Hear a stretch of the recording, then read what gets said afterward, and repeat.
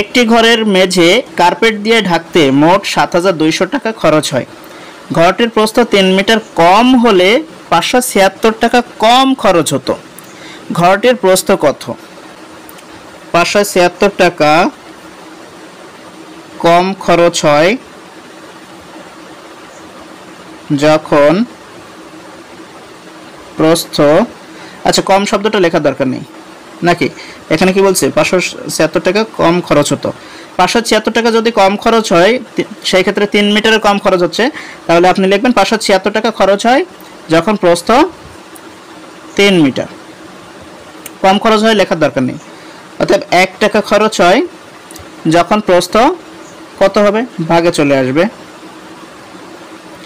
অতএব ৭,২০০ টাকা খরচ হয় যখন প্রস্থ ৩ গুণ ৭,২০০ নিচে হলো ৫৭৬ টাকা, আচ্ছা মিটার। এখন এখানে ঘরটির প্রস্থ কত, এই যে এখানে যদি ক্যালকুলেশন করেন তাহলে যে উত্তরটা আসবে ৩৭.৫ মিটার। কাটাকাটি একটু করে নেবেন।